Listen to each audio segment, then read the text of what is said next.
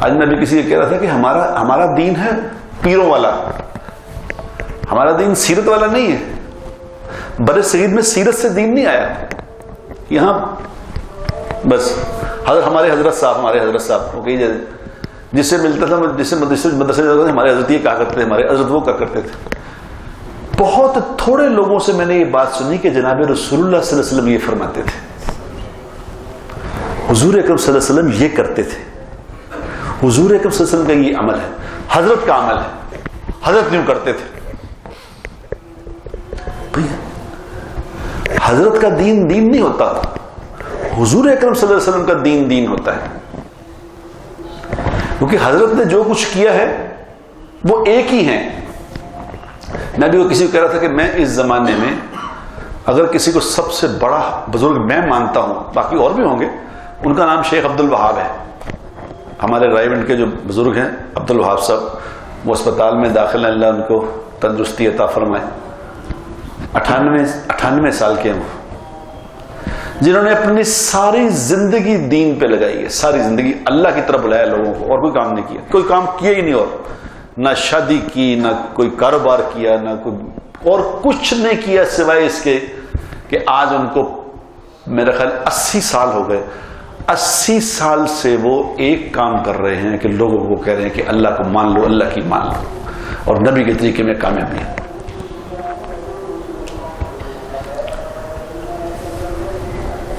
لیکن میرا چونکہ ان سے بڑی شفقت فرماتے ہیں، تو میں نے انہیں کہا، میں کہ بھائی صاحب آپ نے لوگوں کو تباہ کر دیا۔ کہتے اچھا میں نے کیسے تباہ کیا؟ میں نے کہا جی لوگ آپ جیسا بننا چاہتے ہیں، آپ جیسا بن نہیں سکتے، تباہ ہو جاتے ہیں۔ تو فرمانے لگے کہ میں تو لوگوں کو نہیں کہتا میرے جیسے بنو جی، لوگ تو بننا چاہتے ہیں، تو کہتے میں تو نہیں کہتا، میں تو کہتا ہوں نبی کے طریقے پہ آؤ۔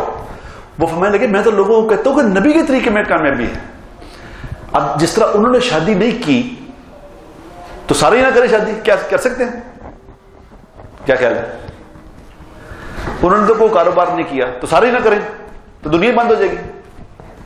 نبی کا طریقہ یہ نہیں ہے، نبی کے طریقے میں تو شادیاں ہیں، کام ہے، کاروبار ہے، لیکن اس طرح شیخ عبد الوہاب جیسے لوگ جو ہیں اللہ چن لیتے ہیں، کچھ ہوتے ہیں معاشرے میں، لیکن یہ قابل تقلید نہیں ہوتے، ان جیسے کوئی اور نہیں بن سکتا، یہ چنے ہوئے لوگ ہیں، ان کو اللہ نے چن لیا، کوئی لاکھوں کروڑوں میں سے ایک چن لیا۔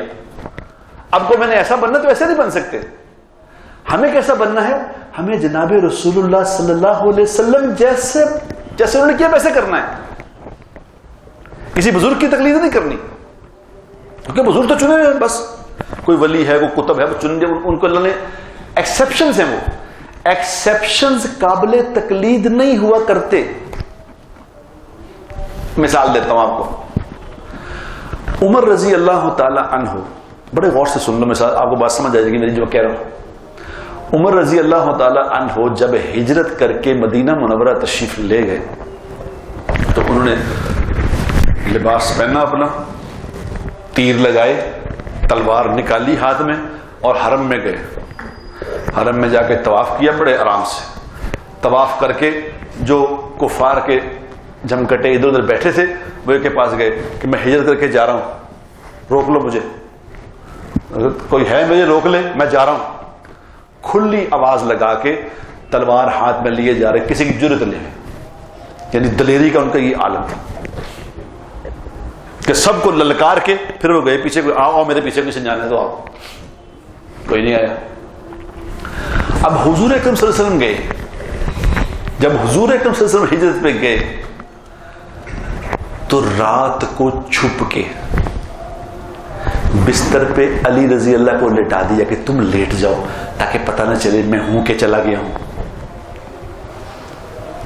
اور پھر چھپتے چھپاتے پنجوں پہ چل رہے، پنجوں پہ، پورے پاؤں نے زمین پہ رکھ رہے، کیونکہ اس وقت زمانہ یہ تھا کہ کھوجی ہوتے تھے نا، وہ کھوجنے لگے، وہ پکڑ لیتے تھے، پنجوں پہ چل رہے، پنجوں پہ، تاکہ میرے پاؤں کے نشان نہ پڑے۔ پھر پنجوں پہ چلتے چلتے غار ثور پہ پہنچ گئے، اور غار ثور کے نیچے جب تھوڑا اوپر چڑھا، جو حج پہ جاتے ہیں نا عمرے پہ، ذرا غار ثور جنہوں نے دیکھی ہوئی غار ثور کہاں ہے، غار ثور یوں ہے، او والے سور ہے آسمان پہ، اب وہاں چڑھنا ہے، تو آپ صلی اللہ علیہ وسلم فرما رہے ہیں کہ میں نہیں چڑھ سکتا، مجھ سے اب چڑھا نہیں جاتا. یوں پنجوں پہ چلنے سے پاؤں زخمی ہوئے ہیں. ابو بکر صدیق رضی اللہ عنہ نے اٹھایا آپ صلی اللہ علیہ وسلم کو، اوپر پیچھے اٹھا کے اب وہ پہاڑ پہ چڑھے اور جا کے غار میں چھپ گئے. 3 دن تک وہاں چھپے رہے. وہ خیر بعد لمبی.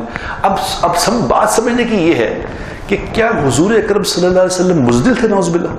عمر رضی اللہ تعالیٰ دلیر تھے؟ آپ صلی اللہ علیہ وسلم بزدل تھے؟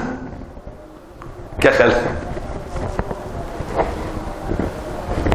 یہ سمجھانا تھا امت کو کہ جب تم پہ یہ والے حالات آئیں گے تو تم نے کیا کرنا ہے. ورنہ حضور اکرم صلی اللہ علیہ وسلم کو کیا مسئلہ تھا؟ آپ صلی اللہ علیہ وسلم تو براق پہ بیٹھ کے عرش پہ جا سکتے ہیں، وہ براق پہ بیٹھ کے مدینہ نہیں جا سکتے. جبرائیل کو بتاتے ہیں کہ چل بھی میں چھوڑ کے وہاں. کیا مسئلہ تھا؟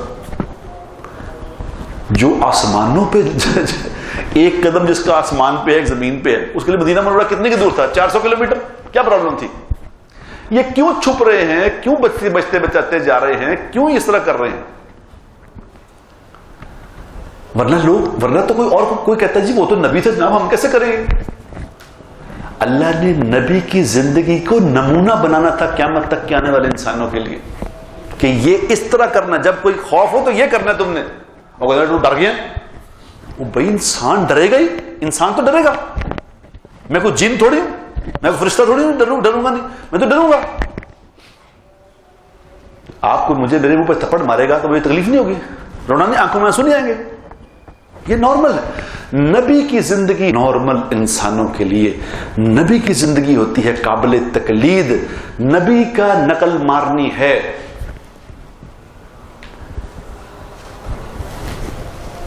بزرگوں کی نہیں مارنی نقل، نبی کی مارنی ہے. نبی کی نقل مارو. ایک بزرگ ساری رات نماز پڑھتے ہیں، تو بزرگ ہیں پڑھ رہے ہیں. اب کہ جی میں نے بھی پڑھنی ہے. میرے لیے وہ نہیں ہے، میرے لیے نبی ہے. حضور اکرم صلی اللہ علیہ وسلم کے پاس ایک آدمی آیا، انہوں نے کہا کہ جی میں ساری رات نفل پڑھتا ہوں، سارا دن روزہ رکھتا ہوں. تو آپ صلی اللہ علیہ وسلم کو کیا چاہیے تھا؟ آپ صلی اللہ علیہ وسلم کہتے ہیں شاباش، ویری گڈ، بہت اچھے. تو آپ صلی اللہ علیہ وسلم نے کیا کہا؟ آپ صلی اللہ علیہ وسلم نے اس سے فرمایا کہ تم مجھ سے زیادہ نیک ہو، تم مجھ سے زیادہ نیک ہو. انہوں نے کہا میرے ماں باپ آپ پہ قربان ہیں، آپ سے زیادہ نیک. تو آپ نے فرمایا میں سوتا بھی ہوں جاگتا بھی ہوں. سویا بھی کرو جاگا بھی کرو. میں روزہ رکھتا بھی ہوں، میں افطار بھی کرتا ہوں. کبھی رکھو کبھی نہ رکھو.